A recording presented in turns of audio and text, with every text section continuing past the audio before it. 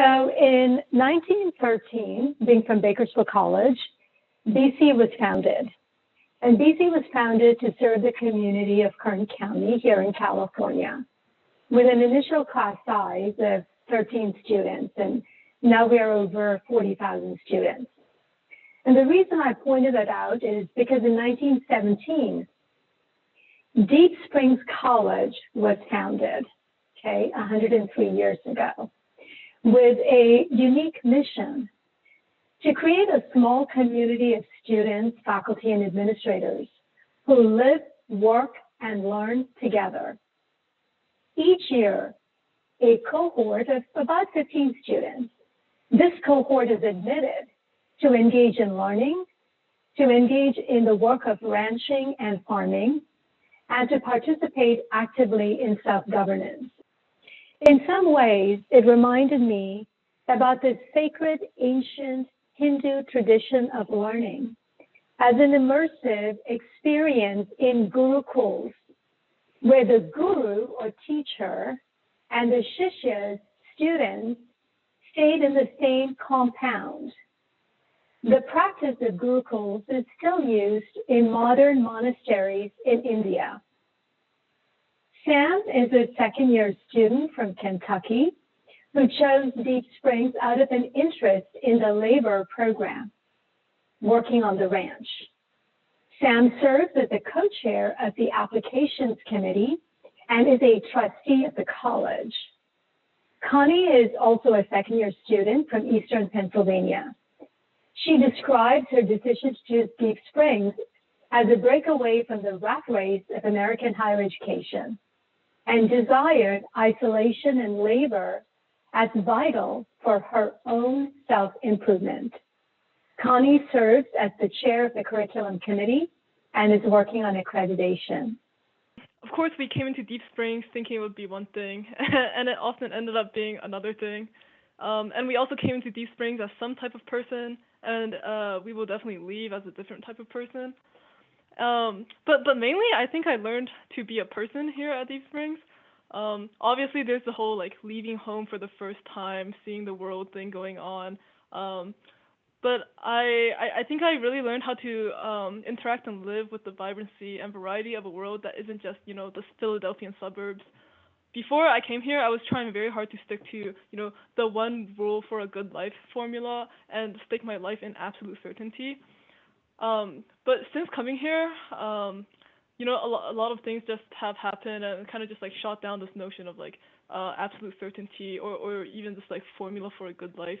And I've learned not to calculate and try to preempt meaning so much as to find it in whatever I do. So, going from being an anxious rat for certainty to being much more encompassing of subjectivity and variety was a, I guess, monumental change for myself. I originally envisioned taking a more traditional path and transferring to a four-year college and finishing my degree immediately, transferring to another college after Deep Springs. But, I've been much more inclined or open to the idea and even compelled by the idea of deviating from the formula and maybe taking a gap year of sorts, potentially work on a farm with a nonprofit, maybe go on a fishing boat. Not really sure, but I'm open to where the possibilities take me at this point. That's great. Yeah, I think what Connie said was true about being a person. I think also Deep Springs teaches you how to like ask questions, which is important. I guess more concretely, I've become quite interested in like Aristotelian virtue ethics, which I'm like, very much an amateur in. But I think of like sort of like a particularly interesting way of viewing the world, which I'm interested in investigating more.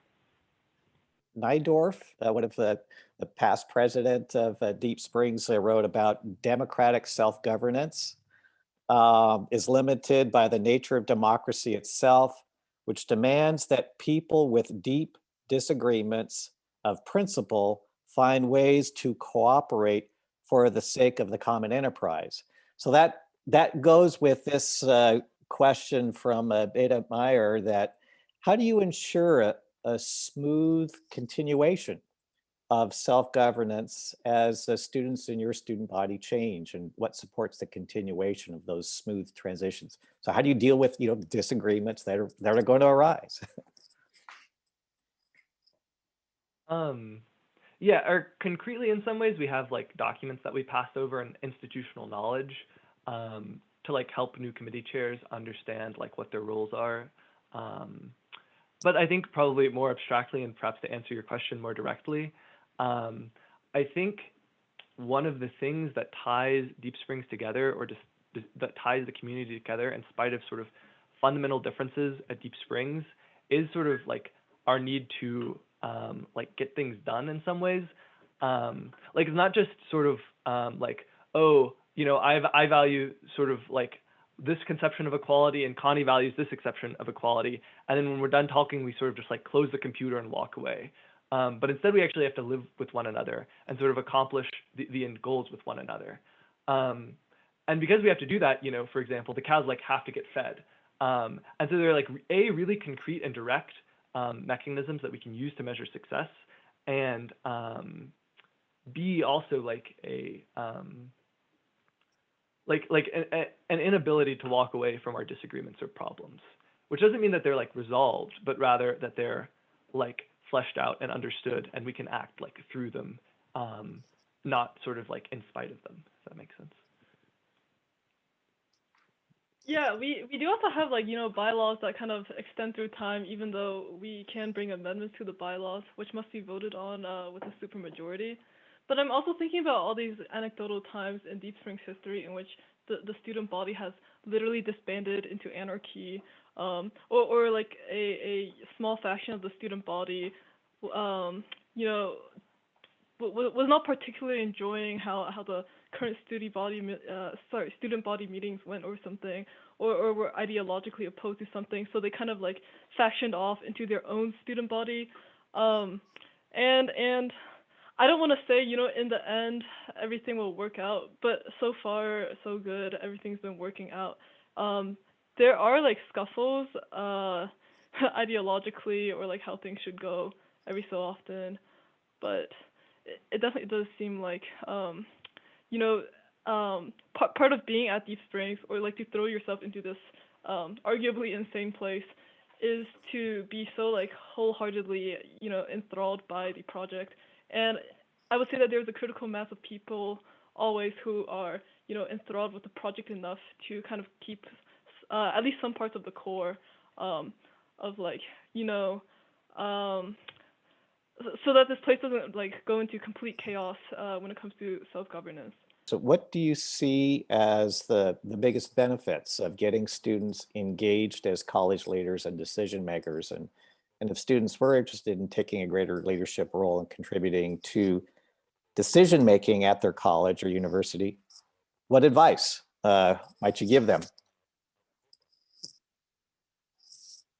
Yeah, I think obviously if you put a student into the what one normally thinks of as like the super bureaucratic, distant administrative role of making big decisions, like how we should deal with COVID, or like which person should we hire for our faculty, there is like a feeling of like, wow, there is so much power, or like the weight of power is very apparent in that role. So it can be like extremely frightening, but also I would say like refreshing to be I guess like in such a transparent system of like what other people are doing, that the administration that you're working with is also open with you, and I think this is super cheesy, but I used to be extremely shy, still am rather shy and scared of speaking up, but being in like these leadership roles and being at Deep Springs has basically taught me that like like I viscerally believe now that a voice can change something, or that people are more I guess like influential in the world than if you would think about it as like you're not like one person among a billion people or something, but like you are one person with impact. Yeah, I think to answer the second part of the question about telling what I would tell another student at another college interested in sort of taking on more roles in their college, I would say something along the lines of like, don't expect your ideas always to be adopted, which I think is sort of like sometimes there's like an equation between people's minds between like being an equal partner in their education and like deciding everything about their education, which I think are actually two distinct things. I think like in some ways the most important thing that could occur from a student becoming more involved in sort of the like day-to-day operations of their college is like a change in attitude among the college in terms of sort of like understanding where students are coming from, and understanding what the university's or the college's goal is in like what the relationship between the two partners are. Yeah.